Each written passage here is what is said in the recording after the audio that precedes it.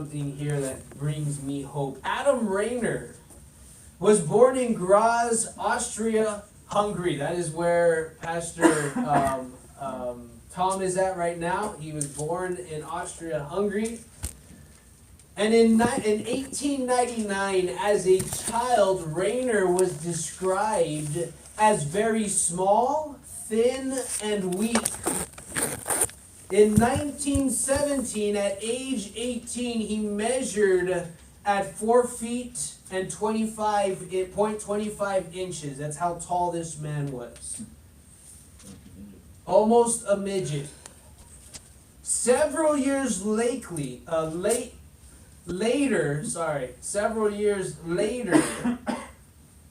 this man, Rainer, had a dramatic growth spurt. Between his early 20s and early 30s, he gained height at an average rate of 9.14 centimeters. That's 3.16 inches per year. By 1932, at age 33, Rainer had reached the height of 7 feet 2 inches. He went from a shoe size of 10 in the U.S. to, at age 19, to size 20 in 3 years. When he died on March 4th, 1950, at the age of 51, he reached his final height of 7 feet 8 inches. From 4 feet to 7 feet. Amen. I believe God. Amen. You say amen. I can grow. No, I'm kidding. There is something about growth that needs to be attained. We can start off as the small person. We can start off little. As very many things, like a seed in the ground, it starts off small, but then there is that natural process that seed is going to sprout, come up, and is going to grow. We know if things stop growing, if things stay still, then there is something wrong. There needs to be something nurtured, attained, or tended to, or has to be destroyed, killed, so you can replant something else. And all this growth is tied to work. It's tied in spiritual things. It is tied in with the church and us as members. This worth will depend on us. And if we're willing to put the work in, willing to rely on God to bring that supernatural miracles to come to pass, as we're about to read here in our text, it brings a great blessing. It brings a growth. And as I've entitled this sermon, The Path to Growing or Growth, we're going to see here in our text, it is very, very crucial in our lives. Let's read in our text, 2 Kings 6, 1 through 7, if you want to follow along with me. Here we go. And the sons of the prophet said to Elisha, "See now, the place where we dwell with you is too small for us. Please let us go to the Jordan. Let every man take a beam from there, and let us make there a place where we may dwell." So he answered, "Go." Then one said, "Please consent to go with your servant." And he answered, "I will go." And he went with them. And when they came to the Jordan, they cut down trees. But as one was cutting down a tree, the iron axe head fell into the water. And he cried out and said, "Alas, master, for it was borrowed." So the man of God said, "Where did it fall?" And so he showed him the place. And he cut off a stick, threw it in there, and made the iron float. Therefore he said, "Pick it up for yourself." And he reached out his hand and took it. Let's look firstly here together at the need for growth. Our text clearly describes someone or a desire of people for them to grow In this time, they were going to seminary school. These people that were linked with Elisha, they were all coming to this school, and they were seeing a great growth in the school. It was getting cramped. The schoolrooms probably were small at this time. And so they said, hey, look, we need to build something bigger and better. Let's come together. Let's get a place that we can all fit, and we can invite more people to come and be a part of this. They needed to expand. Too many people in this small area. And so they're saying, let us grow. See now, the place where we dwell with you is too small for us. And we have to have this same yearning. We have to come to a place where we're desiring to grow. To come to a place and say, this place is too small. The area I'm in, the place I'm living, the things that are around me, it is too small. Because God has put in us this desire to grow and multiply.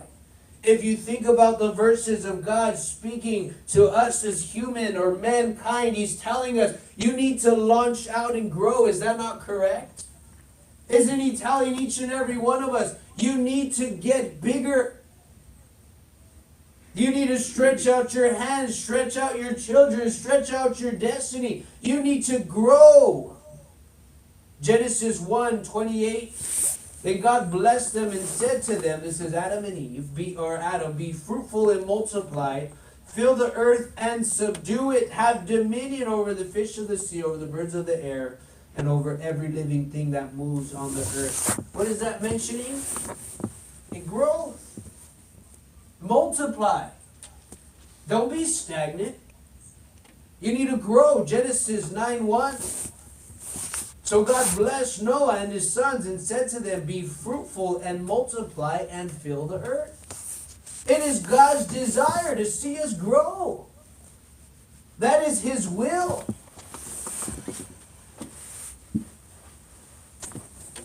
Leviticus 26:9.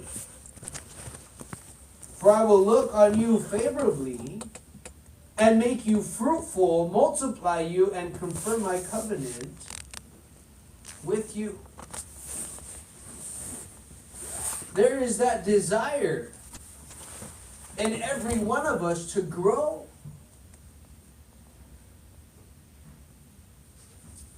Spiritually, some of us are growing physically. Some of us have no problem growing physically. But we also need to grow in our ministries. We need to grow in our monetary means. We need to grow in our lives. Matthew 17:20, and Jesus said to them, because of your unbelief, for surely I say to you, if you have faith as a mustard seed, you will say to this mountain, move, and it will move. You have to have these things in your life to grow. It has to be your desire.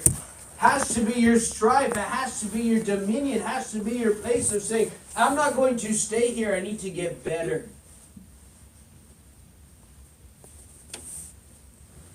The problem people face, though, is that we like to stay where we're at. And the thing that keeps us where we're at most of the time, the very first thing you have to look at is sin. Will sin keep you from growing? Usually, if you look at growth, Adam and Eve, they should have been multiplying. They should have been spreading out, multiplying on the face of the earth. But the very first thing that happens, of course, is that they see that their life is cut short, is it not? You're now going to die. You have eaten of the fruit. So now there is that stop to growth. Now death has entered the earth, the world, and stops you from growing. They're only going to be 900 years old when they should have had all of eternity. Then you think about their sons. You have Cain and Abel. What happens with Cain and Abel? What does Cain do? He kills his son That's not his son. He kills his brother. Kills his brother. And when he kills his brother, there is a death there. There is a whole line lost to Abel. A whole branch of growth is now withered and taken. Sin will make you unfruitful. Sin is going to take away your growth. An immoral man or woman will stifle growth in the church, in your own spiritual life, and things will be lost to you because sin is now a hindrance. The second thing that stops us from growing is fear. If you had faith of a mustard seed, just that little mustard seed, you could say this mountain move. But guess what? That fear stops us. Many times we can become afraid of our faith, afraid of people that will make fun of us, afraid of the things that we do, afraid of speaking out in tongues, afraid of laying hands on people that are sick. Let me tell you something. I have been afraid many times in my life. I've invited people out to church and I tell them, hey, look, I'm scared for you to hear me speak in tongues because it sounds crazy. I'm afraid that you're going to come in and think that I'm a weirdo because I think I'm a weirdo. And because of that, it stops you from stepping out in faith. I remember a group of guys said that they were on fire for God. They would pray over anything. One time they got in, I don't know if they hit another car or whatever, but the fender was bumped. They got out of the car and they started laying hands on the bumper so it could get bent out. I don't have that kind of faith. I'm sorry. I would see it and be like, man, that stinks. And then I think they said it came out, but I don't know. But there's that fear that stops you. Stops you from growing. The third thing that can stop you from growing is experience. Some of us have been saved for a very, very long time. And guess what? When you don't see the growth, when you don't see things change, when you don't see answers prayer, you can sometimes get in this mindset of saying, it's never going to change. Why should I care anymore? What's the point of it? Experience will stop you from growing. It's going to hinder you. If you don't have that childlike faith, if you don't have that flame or that fire, that passion, it will stop you. I've heard this saying, the church will only grow as much as the pastor grows. And if a pastor doesn't grow, then the congregation may not grow as well. I have a responsibility of growing my faith as well with you. This isn't just for the members of the church. It is, but it is also towards me as well as the pastor. If I can't see a growth in my life, if I can't get on my knees longer, if I can't pray harder, if I can't ask God to speak to me so I can speak to you, then guess what? There's going to be a hindrance in the ministry.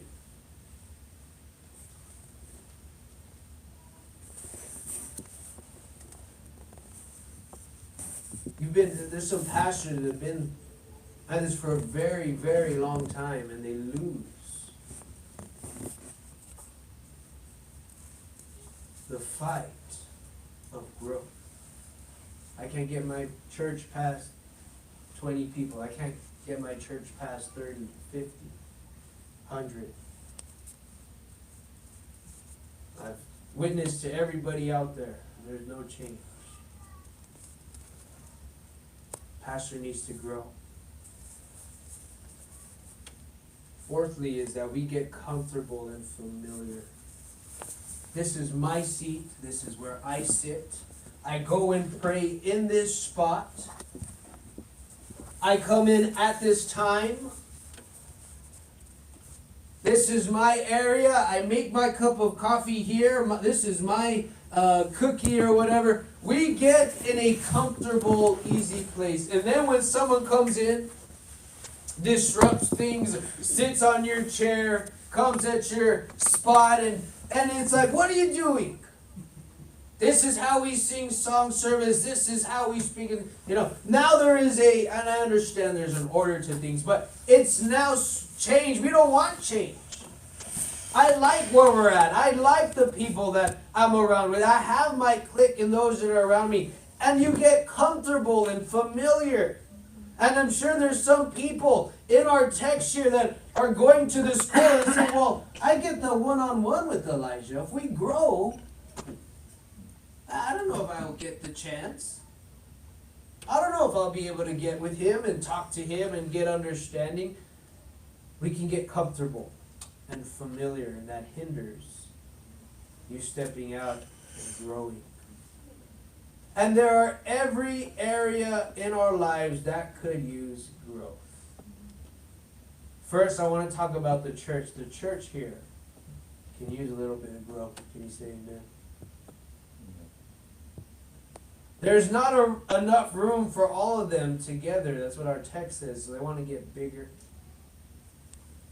And so the church needs to grow. Prayer meetings need to grow. Converts need to grow. Ministry needs to grow. Finances need to grow. Corporately, these are all areas of the church that will probably always want to see a growth in prayer meetings, in new converts, a growth in ministries and finances. That is the area the church has to keep on growing.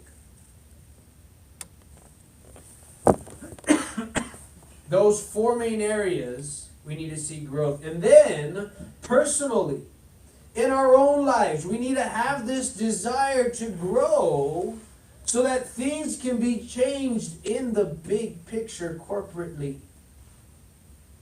We need to grow spiritually. We need to grow in our destiny and our calling. Think about the 12 disciples. God's calling them to be fishers of men, rather fishers of fish. There is that growth. And of course in finances, if we ourselves grow in our finances and we tithe 10% and are faithful to that, then guess what? The church will also grow financially. So this personal and corporate growth is intertwined. As I said, me as a pastor, I have to grow so that the church can grow. It's intertwined. Comes together. I'm not secluded from this. There has to be this growth in us. Secondly, let's talk about the path to growth. They needed to build. It says, please go to the Jordan and let every man take a beam from there. Let us make there a place where we may dwell. So he answered, go. There's a problem with building, and that most people think that growth happens automatically or instantly. People think that growth is going to happen spontaneously or instantly. That there's going to be instant revival. That if I give once in one offering, then God's going to meet my every need from here on out. I'm going to have a mail check in the mail. I'm going to have the money right there. As soon as I walk through my door, it's going to come in through the chimney. I'm going to have my money. Outreach. People think all I got to do is just go once, give them the flyer, and then that's it. I'm good. They'll come to church right on that point and say, here we go. The Lord should just answer my prayers once because I've said it once and that's all it takes. And that's all that's going to happen.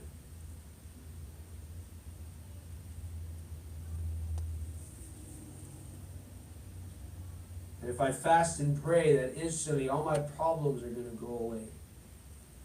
But the truth is that growth is a process, and it takes work, and it takes time. Think about Jesus. He healed the lepers. You think they would all be happy, all 12 of them, or is it 10 of them? All 10 of them would be happy and satisfied. But only one comes back and bows down and says, Lord, I see it was me. The 12 disciples, and every single one of them leave Jesus Christ when he's going to die on the cross. It's not instantaneous.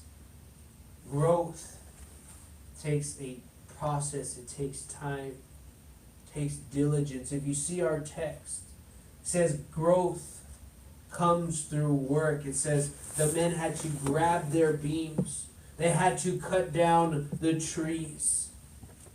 Growth is us putting our shoulder to the plow and pushing.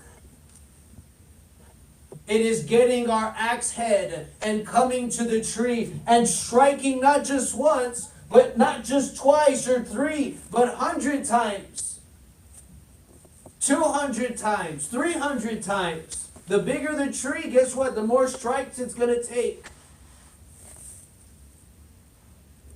And guess what? That is the unglamorous work. No one sees that time when you're cutting down the tree. Instead, they see it falling and look what I cut down. But they don't see you while you're there doing the work. There's a man that was doing bodybuilding, and he gave this example. He says, look, I come to my block. He's trying to go for the Olympics. He says, I come to my gym, to my block, and I do 4 movements for 3 months every single day. Front squat, back squat, and quarter squat. And he said, it is unglamorous. I just increase the weight little by little. It's not anything fancy. You don't see me doing power cleans. You don't see me running. You don't see me doing burpees or anything of that sort. It is just the same 3 movements over and over again for a 4-6 months block period. It's not fancy. But he said, it makes me stronger. So that when I get on that gym floor, when I get in front of the people, when I get in front of the center stage, I know what I can hit. And with them cheering me on, I know I can hit even more. Every single one of us, every man, every woman, we're going to have to grab a beam and we're going to have to go cut down some trees. This is the level of true discipleship as well. It's not by our programs. It's not by our numbers necessarily. But by the growth that is established in our own lives is what we're going to be measured by. We can't expect growth without praying for people. We can't expect growth unless God is doing something inside of us that is worth witnessing and outreaching for. We can't expect growth without a dedicated prayer meeting, without a dedicated Bible reading time. We can't expect growth unless we're willing to put in the effort and step out in faith and start praying over some people. We can't expect growth if you're unwilling to get the input of a pastor or headship.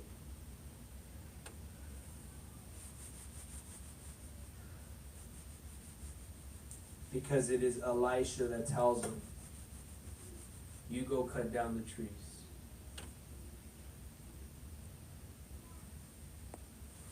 There's going to be hindrances. There's going to be obstacles that keep us from growth. This man, Adam Rayner, the 4-foot man that become the 7-8 foot man. The reason why he grew so much was because there is a tumor in his pituitary gland in the middle of his brain. If you don't know anything about the anatomy of the brain, there's a small little guy in the center of your brain called the pituitary gland. And there is a tumor on it. And because that tumor was messing with the cells in that gland, it was releasing things in his body that was saying, grow, grow, grow, grow, grow, grow, grow. So he got so big. When the doctors found this out, guess what? They didn't say, oh, that's okay, let it be, it's all right. No, they said, we have to get that out of you. We have to get that tumor out because it is going to cause problem. It's going to hurt you, so we have to remove it. Sometimes, the way we want to grow, the things that we want to grow in our lives, the things that we want to see changed and transformed, sometimes there's going to be obstacles that hinder us. It's going to take away our desire to grow. Think about our text here. He lost the axe head. He is swinging to cut down the tree. He is doing what he's supposed to. He is working hard. He's doing what Elisha has said. And here he is going to go for another swing. And as he brings it back, what happens? The axe head flies off.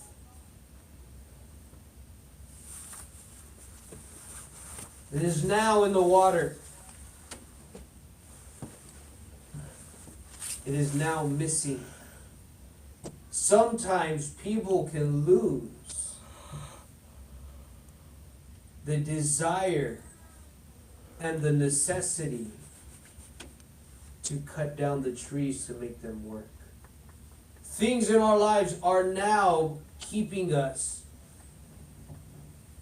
from striking the tree. You can lose your vision. Unexpected circumstances, this tumor in the pituitary gland. Sometimes it is deaths in the family. Sometimes it is things that come against our lives, circumstances, bills, children. Things can come and you lose your axe head. The lack of seeing change, unbelief, burnout in ministry. These things will keep you from striking.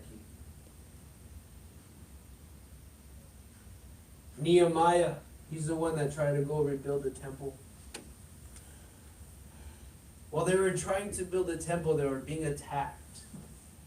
So they had to build with one hand, and then they had to fight with the other.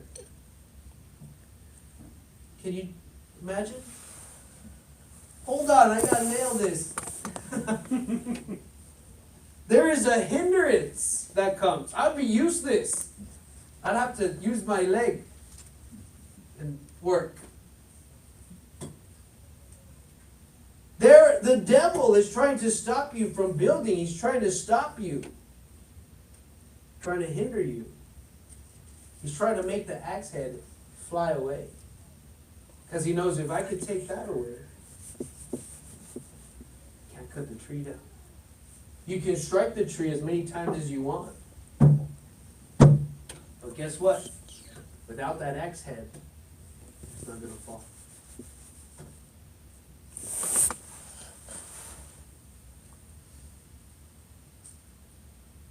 That is where the axe head is dwelt, in the supernatural health. We see Elijah, he gets a stick. Tell me, where did it fall? Over there. He gets his stick. This is the miracle of God. He throws it in. It said that the buoyancy of the stick was transferred over to the iron so that the iron would float and they could pick up the axe head.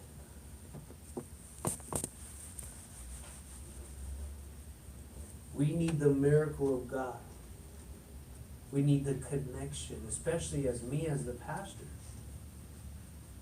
I don't take this position very lightly, and guess what? I want to make sure that my sermons minister to all of us, every single one of us. And I need God to move, because there's going to be people in the church that, guess what? They have lost their axe head. They have lost their fire, their desire. They have lost the ability to strike and strike good enough that the wood is going to fall. And I need to believe in a miracle. Lord, you're going to touch them so they can find that axe head once again and get back to work. We need a miracle performed. Can you say amen, church? We need God to move. We need to contend and strive on and say, there is still work to be done. We need the miracle of God to take place in our lives, in the church, and our fellow members, and the growth and vision. I want to talk lastly about the responsibility to growth. Growth, again, is personal. These men came with the desire, hey, let's build a bigger place. They were the ones that said, we want something bigger. Then, of course, the problems arise. The axe head flew off. Issues happen in our lives. Every single one of us know of issues that come against us. Then Elijah had to pick the man, perform the miracle, but then he tells him, you have to go and get it.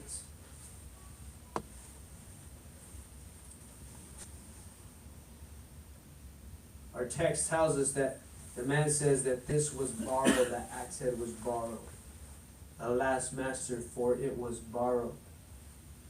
And guess what? The things that we're about, things that we do, this church, it's not our will, but it's God's will. It is a borrowed ministry. Remember, the Bible describes it as we are the vine dressers. We don't own the vineyard. He is coming one day to say, did you take care of what I had given to you? We are his subjects. We are the potter.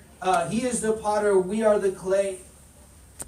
We are living on borrowed grace. We are living on borrowed time. We are living in the time of grace where God is going to help us because he has given us this ability to accept his Son and live correctly.